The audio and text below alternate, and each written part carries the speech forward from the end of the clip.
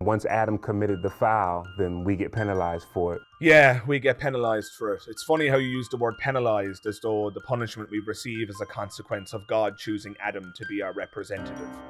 It's funny that you just used the word penalized. That's an interesting euphemism. You mean we are cursed? That might have been a better word. You mean we are eternally condemned? That might have been a better phrase. Condemned to live in a world filled with cancer, volcanoes, hurricanes, disease, misery, and suffering. Coming right up in today's video, original sin and why it is bullshit. If that intrigues you, stick around and we'll get into it right after this. Take the risk of thinking for yourself.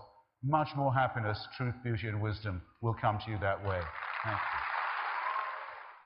Hello everybody, Magic Skeptic here, aka Magic Dara, and you're all most welcome to another episode of A Magician's Thoughts. In my opinion, one of the most wicked and disgusting ideas to have ever been produced by Christian theology is that of original sin. Original sin is the idea that all human beings are born sinful.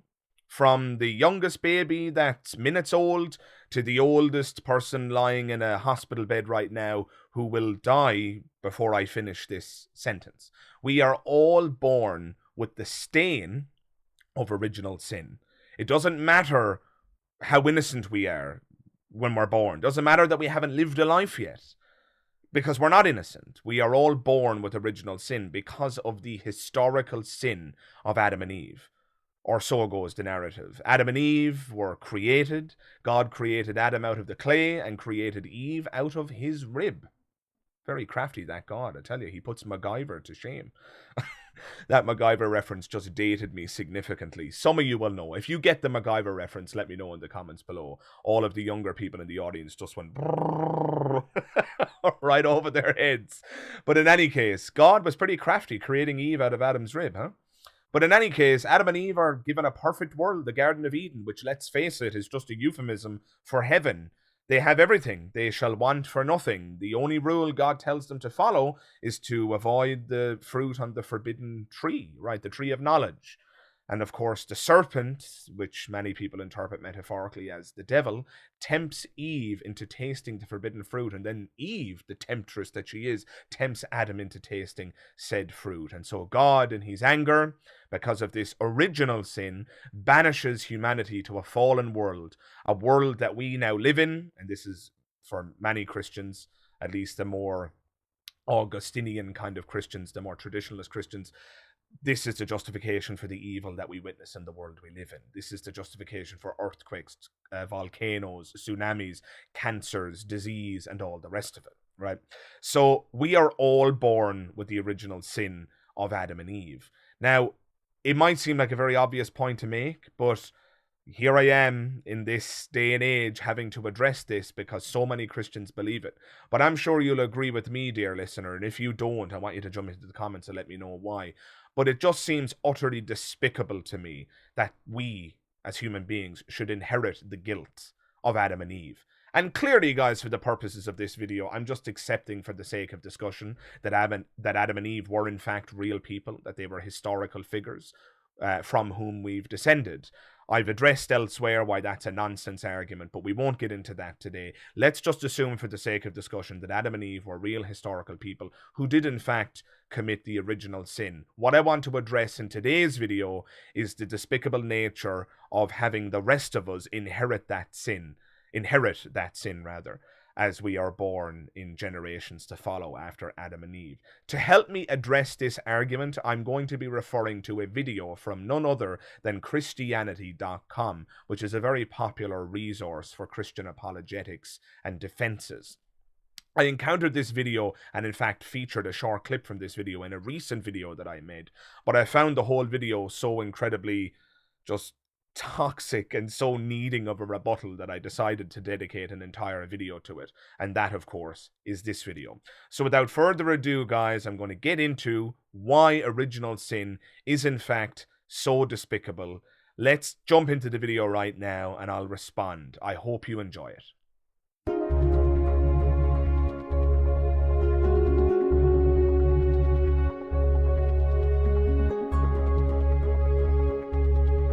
So clearly there are people in the Christian community who acknowledge the injustice of original sin, because in this particular video that Christianity.com has produced, they've included a question from presumably a follower of theirs who says, if the doctrine of original sin implies that I'm guilty for something Adam did, how is that fair? How indeed? Well, let's find out. I'm sure Christianity.com has a perfectly acceptable explanation for why the entirety of humanity is guilty for the sins of two humans at the beginning of time. This is what I would say to someone who says the idea of original sin, being guilty in Adam, that's unfair. Like, what's up with that? There's a couple ways I would answer that. One way would be that we all understand the idea of having a representative stand in our place, right? It's the whole reason why we have U.S. embassies, right? Like, nobody would say, wait a minute, I'm not over in that foreign country. It's not fair for this guy to represent me. You know what I mean? Yes, I do know what you mean, but unfortunately that analogy is absolutely ridiculous. It's a complete disanalogy, in fact. Yes, I do understand the idea that we have representatives. We live in democracies and we vote for people. I live in the UK, and the public in this country voted for the Conservative government. And yes, the Conservative government can make mistakes that hurt the rest of us. But that's where the analogy ends. And you might say, dear listener, oh, but that's all he means. You know, Adam represents humanity and he made a mistake and that affects the rest of us. If you leave it at that surface level, it sounds like the analogy is spot on. But here's just a couple of problems. Again, part one is that we vote for our representatives. Right? Now, in the UK, we don't vote for the Prime Minister. The Prime Minister is elected internally by the party that wins the election. But the public voted for the Conservative Party. In other words, they've chosen their representative. Human beings didn't choose Adam. We didn't get a say in that. If we were going to choose someone to represent us, we might have chosen someone who wasn't going to eat the forbidden fruit, right? We would have chosen a person who would have been least likely to do that, knowing what punishment God would bestow upon us for that finite crime, right? So we had no choice in who represents us. So the whole point of Adam being our representative is a non-consensual point. So that's where the analogy ends. We actually choose our governments. We live in democracies. We vote for presidents and we vote for members of parliament that represent us, right? And so that consensual element is absolutely integral. So in other words, if we vote for a government who then makes mistakes that hurt the rest of us, we can feel a sense of owning that mistake. We can feel a sense of responsibility for that mistake because we were the fools who elected said government, right? We play a responsibility role in that scenario because we've chosen the government that's f***ing up and hurting the rest of us. That's the first thing. The second thing is, though, the manner in which governmental mistakes affect us is purely surface level. You have to remember the nature of how Adam and Eve's mistake affects humanity. We are all receiving a generational punishment ad infinitum into the future, right?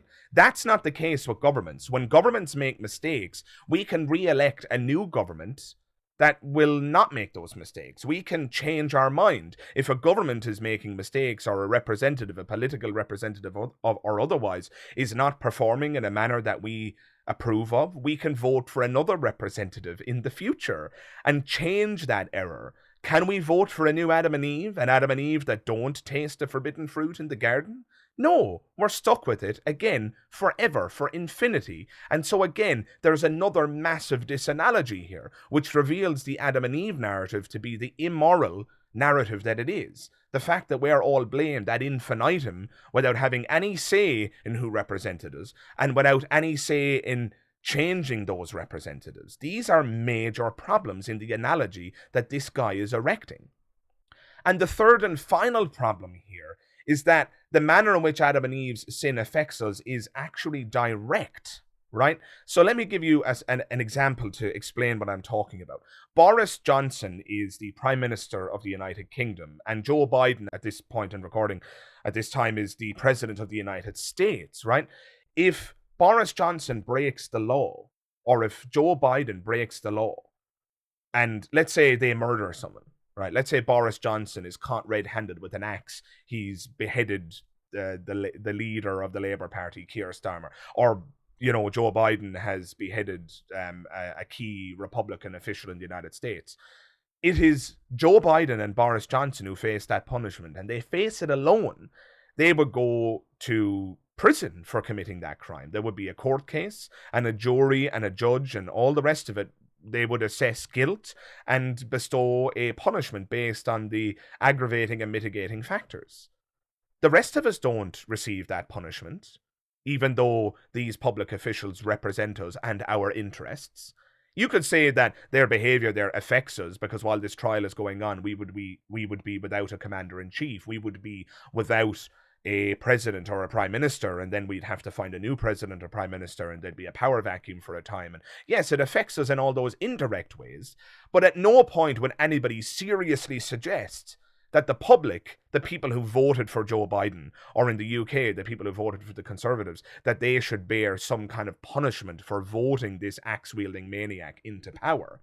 That, I submit to you, dear listener, we would all acknowledge would be the height of immorality. Imagine that, right? Joe Biden beheads a Republican official. All right, guys, we're going to check the voting record. Everybody who voted for Joe Biden is now going to receive the same punishment as President Biden for beheading that Republican official. Similarly, in the UK, okay, guys, anybody who voted for the Conservative Party, of which Boris Johnson is the head, all those people are now going to be imprisoned alongside Boris Johnson because he beheaded somebody. He beheaded Keir Starmer, the leader of the Labour Party. Again, guys, the disanalogy here is, quite frankly, obscene. It is obscene. And to compare the idea that we have democratic representatives to the idea, the disgusting and wicked and immoral idea, that a beautiful, innocent baby who's minutes old is born with sin. It's fucking disgusting. It is despicable. It is one of the most awful ideas that Christian theism has ever produced, and yet it is subscribed to by millions. The idea is so wicked that Christians themselves struggle with it, and that can be identified in the questioner who submitted this question to Christianity.com. And I'm with the questioner here. This is unfair, and unfair, frankly, fails to capture the extent of the wickedness and the abhorrence of this idea. But look, let's continue with the video, and perhaps Christianity.com can revive this idea or, restore it to some semblance of morality, albeit I wouldn't hold my breath on that one. Take it to the realm of sports, right? If you're on a football team and one guy commits a penalty, the whole team is going back 10 yards. You know what I'm saying? Like the dude who didn't commit the foul doesn't say, wait a second, that's unfair. No, you're on the same team. Yes, I do know what you're saying. But again, another absolutely awful, terrible disanalogy. Sports it's just absolutely obscene to be used here as an analogy, right? Clearly, when we play sports, again, we consent to the rules. If I'm going to play football with my mates, I consent to the rule that if one of my mates on my team commits a foul, that the other team gets a throw-in or a penalty shootout, or that a member of my team can receive a red card and be dismissed from the team, which sets the whole team back and puts us at a disadvantage. But we all consent and agree to those rules. Tell me, dear listener, when were we consulted as human beings by God? When were we consulted on the idea that if Adam actually tastes the fruit from the forbidden tree, the tree of knowledge, and that if Eve tempts him into doing so, when were we asked, when were we allowed to give our consent or not to that idea? Because I can tell you right now, if God had approached me in the beginning of time and said to me, hey, Magic Skeptic, I'm going to set up this rule system where the first two humans are going to live in a perfect world, and I'm going to put a temptation in that world. It's going to be called the tree of knowledge, and it's going to contain delicious fruit. And I'm also going to allow a serpent into that garden that's going to tempt the first two humans. Their names are Adam and Eve, by the way. Definitely not Adam and Steve, because we don't like that, do we? Sorry, I couldn't resist. But yeah, That's the rule I'm going to set up, where I'm going to put these two people in this Garden of Eden, and I'm going to put an extreme temptation in there. But here's the rule, Magic Skeptic. If they taste the fruit on that forbidden tree, I'm not going to just banish and punish them. I'm going to banish every single human for the rest of time from the Garden of Eden to a fallen world where people will suffer and die in misery. A world where there will be hurricanes. That's a big, spinny, stormy thing that's really, really disastrous and kills lots of people every year. And I'm going to put volcanoes that spew out hot molten lava that can melt you alive. It'll cause extreme agony. People will die screaming. We've got one of them already lined up. It's a place called Pompeii, and the mountain's called Vesuvius. Oh, it's going to be horrendous. It's also going to be a world that contains cancer. Oh, what's cancer, God? Well, cancer is going to be this disease that essentially eats you from the inside out, and that in the fullness of time is going to affect close to 50% of the population, who will die in agony, and there will be no cure for the longest time. And that's the punishment, but I'm going to allow that punishment to happen to each and every human down throughout history because of the mistake of these two first humans. Magic Skeptic, do you consent to that? I need to get everybody's consent to play by this rule book, right? Do you consent? No, God. Shockingly enough. Would anybody in their right mind consent to that?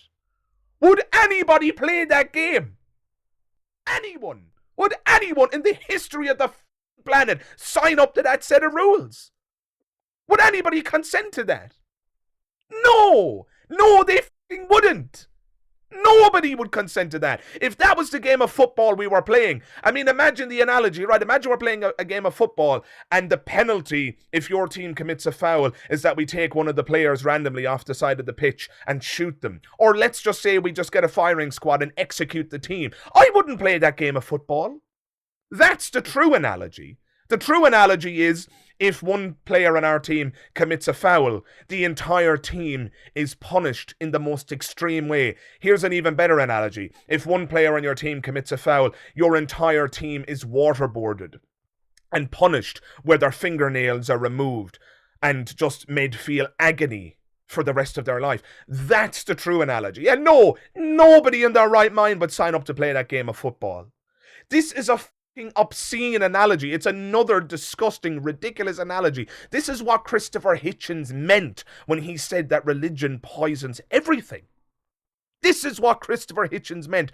I'm going to be honest, the guy in this video seems like a remarkably well-adjusted, nice and decent human being, but he has sacrificed his humanity at the altar of his religion. He is propping up and defending these unbelievably wicked and immoral ideas in the form of original sin. I mean, how can he do this other than sacrifice his humanity? This is a despicable, indefensible idea, and he's trying to defend it with sophistry. Now, maybe he thinks that these analogies are good. Maybe the sophistry is unconscious or unintended, but it doesn't make it not so. It doesn't mean that it's not sophistry. These analogies are despicable. Generational guilt is a despicable, immoral, and wicked idea. And the idea that a football game is an analogy for this, that the whole team gets set back if you commit a penalty. Yes, a trivial punishment for a trivial crime within a sport that people have consented to play under that specific set of rules. This is not what's going on in the Christian narrative. We were not asked our consent, and if we were, nobody in their right mind would agree to this set of rules. Nobody in their right mind would. And yet, this is what Christians have to resort to justify their disgusting theology. Don't make me sick. Let's move on. It's the same thing with Adam. God determined that we would all be on Adam's team. And once Adam committed the foul, then we get penalized for it. Yeah, we get penalized for it. It's funny how you use the word penalized as though the punishment we receive is a consequence of God choosing Adam to be our representative. It's funny that you just used the word penalized. That's an interesting euphemism. You mean we are cursed? That might have been a better word. You mean we are eternally condemned? That might have been a better phrase. Condemned to live in a world filled with cancer, volcanoes, hurricanes, disease, misery, and suffering. That's a better description, isn't it? Sorry, I just felt the need to clarify there because the word penalize didn't really capture the extent of the brutality and the punishment that is visited upon us as humans for this finite crime that Adam committed in the Garden of Eden. And that's another thing. Don't you believe in a God that knows everything? Even if you believe in a God, because some theologians will quite smartly reduce the omniscient to just maximally knowing. But even if God is maximally knowing, wouldn't God have had a fair idea and known that by putting that tree in the garden that Adam and Eve would have been tempted by it?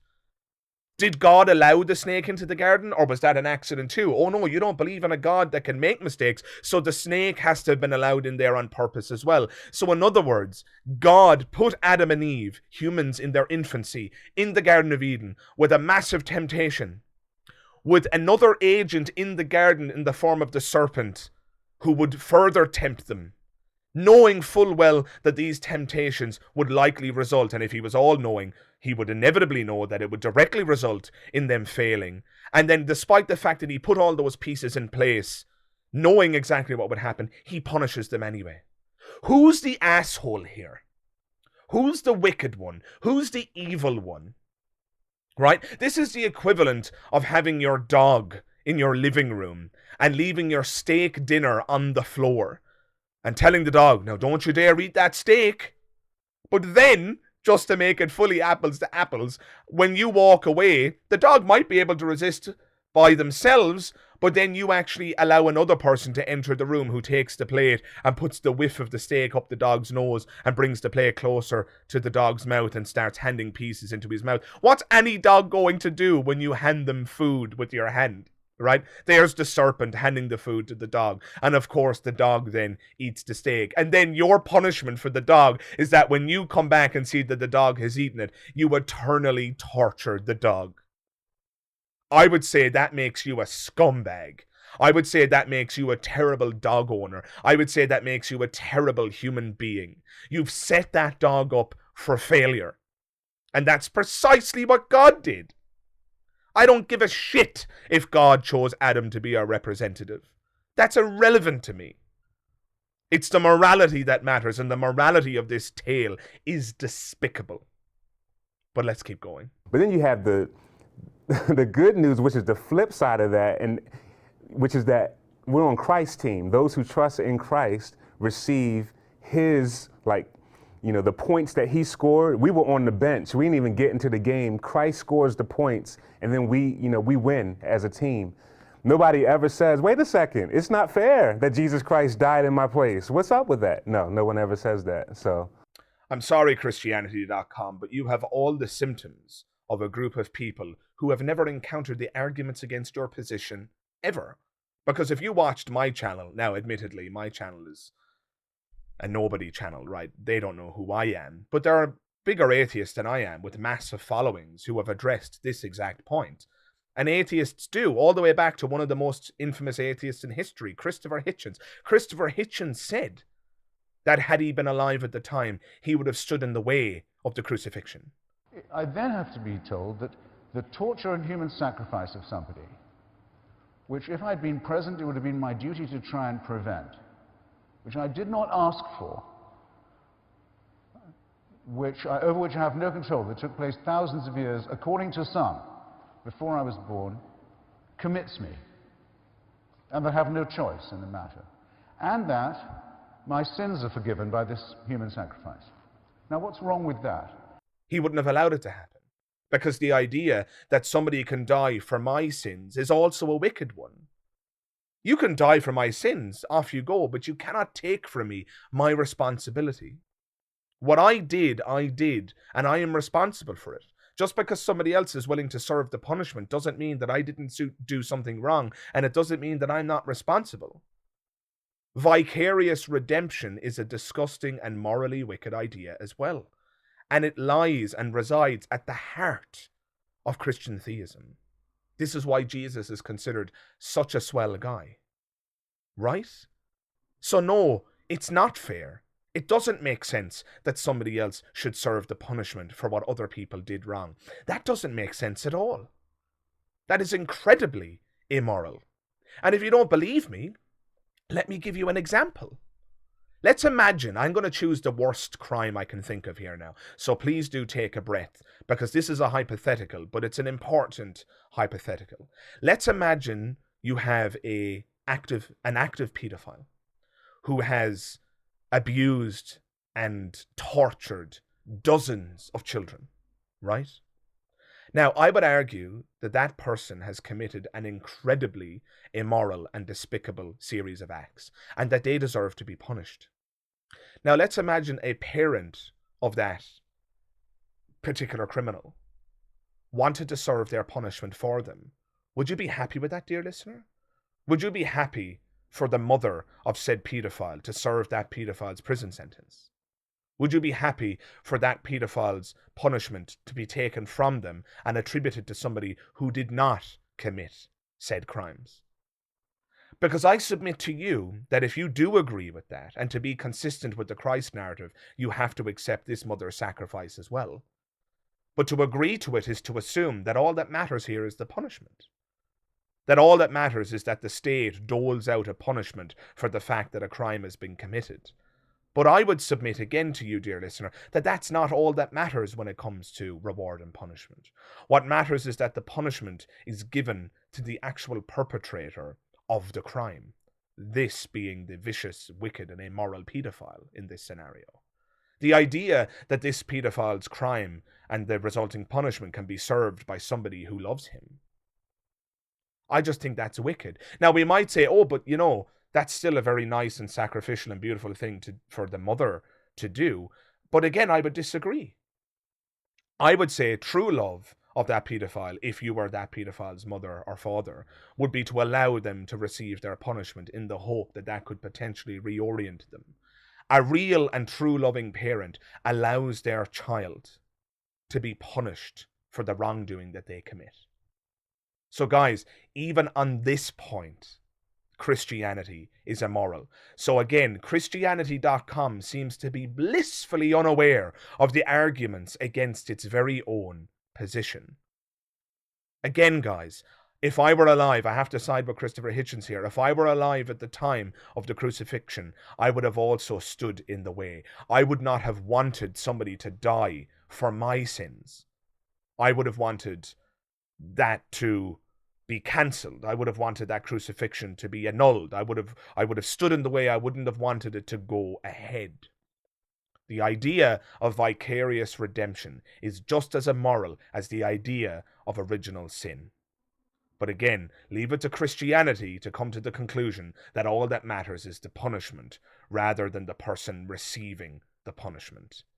And again, one last thing to say, even if I was to accept that vicarious redemption is a moral idea and that it was in fact loving for Jesus to take our punishment, at the end of the day, it was God the Father who accepted that sacrifice of Christ. In other words, Christianity is a cult of human sacrifice.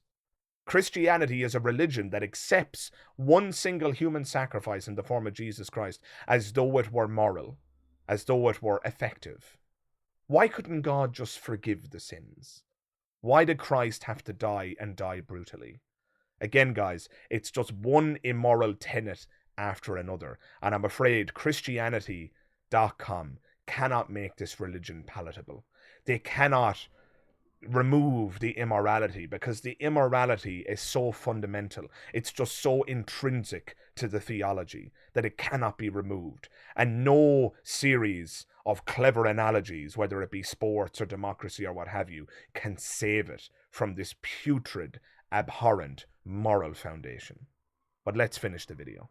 When we start talking about fairness, we're talking about what's just and what's right. And God is just, and he'll absolutely do what's right in every case. I'm afraid I beg to differ, Christianity.com. God is just and he's going to do what's right in every case. Well, I would love to see your response to this video.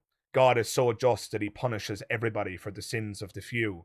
God is so just that he allows other people to die in place of the real sinners. Sounds really just, doesn't he? God is so just that he looks upon an innocent, minute-old baby as nothing other than a wicked, immoral sinner because of the sin of Adam and Eve at the beginning of time. Yuck. Don't make me sick. And the only thing that's more sickening than the theology, which I'm happy now that we've accepted that it's true for the sake of argument. I'm happy to acknowledge there's not a shred of evidence for any of this. Thank goodness. This is why I wonder sometimes if I'm actually better described as an anti-theist as opposed to an atheist. As an anti-theist, people generally believe that not only is there no evidence for this and that they don't believe it, but it might actually be a good thing that there isn't any evidence and that it's not true. And so sometimes I do think perhaps maybe I would be better described as an anti-theist, because I tell you, nobody is happier that there's not a shred of evidence for any of this theology than I am. Because if this theology were true, it would mean that the universe is being run by an immoral thug. So count me among the incredibly grateful people who are just enormously thankful that there's not a shred of evidence for any of this wicked and immoral theology. Guys, the thing that makes me the most sick, the thing that really sickens me most of all, because again, I don't believe that any of this stuff is true. If it were true, I think that would take the biscuit. But the thing that makes me sick, despite the fact that there's no evidence for this, is that people like this gentleman in the video from Christianity.com have evidently sacrificed their morality and their humanity at the altar of this morally repugnant theology. I dearly hope that if anybody watching this video was clinging onto this theology, that my critique here allows you to see what I perceive to be the light. And so, with that said, guys, I want to thank you for watching this video. I hope you enjoyed it. If you did, please do consider dropping a like on it. That helps out the channel enormously, and yet it costs you absolutely nothing. Please do drop a like. You have no idea how much that means. Other than that, guys, if it is your first visit to the channel, do consider hitting that subscribe button. And while you're at it, don't forget to check the bell notification icon. That way you'll be able to stay up to date with all things on the channel, and you'll even be notified as and when my latest videos go live. And of course, it would be remiss of me not to recommend that you jump into the comments below and give me your thoughts. Do you think I missed anything? Do you agree with my criticisms? Whatever your thoughts are, please do share them with me in the comments below. I'm very active in the comments, as any of my long-time subscribers can testify to. And the thing that makes this channel the most worth my time is those dialogues that occur in the aftermath of each upload. And so I welcome and relish an opportunity to discuss original sin with you guys in the comments below, and I very much look forward to that. Other than that, guys, thank you very much for watching this video, and I hope to see you in the next one. All the best. Bye-bye.